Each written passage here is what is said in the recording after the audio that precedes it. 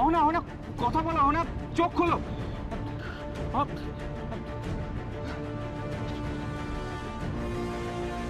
অহনা অহনা চোখ খোলো, অহনা।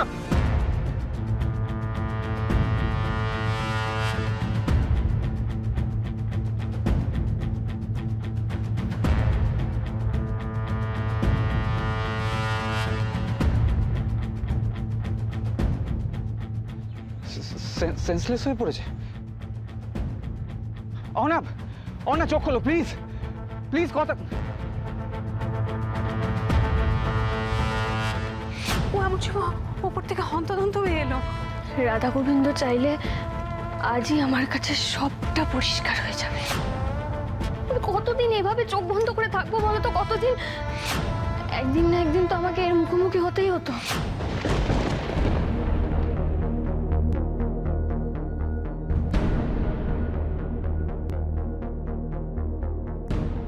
তাহলে কি ও সত্যিটা জেনে গেছে?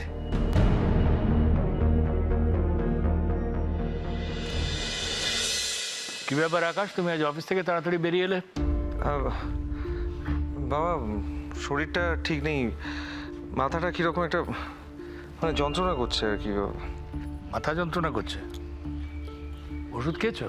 হ্যাঁ, না ওষুধ খাবার মতো কিছু নয়, একটু রেস্ট নিলেই ঠিক হয়ে যাবে। না তাহলে দাঁড়িয়ে থেকো না, বসো। হুম হুম।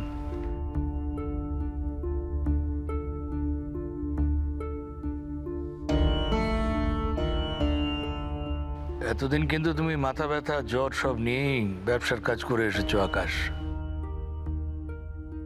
আজ হঠাৎ এমন মাথা যন্ত্রণা শুরু হয়ে গেল, একবারে অফিস ছেড়ে চলে আসতে হলো। দেখো আকাশ, শীতও নেই, অর্জুন নতুন, এত বড় একটা অনুষ্ঠান হতে চলেছে। আমার তো মনে হয় তোমার অর্জুনের পাশে থাকা উচিত ছিল। বাবা, আমি তো অর্জুনের পাশেই আছি, ও যা বলবে আমি সাধ্যমতো করবো। যেটা মুখে বলছো সেটা কাজে করে দেখালে খুশি হতাম আমি।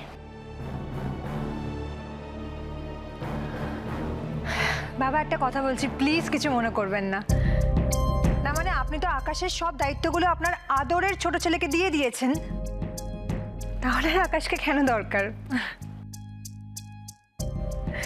মানে সবাই সবসময় আকাশের ঘাড়ে বন্দুক রেখে চালাবে সেটা তো হয় না, না?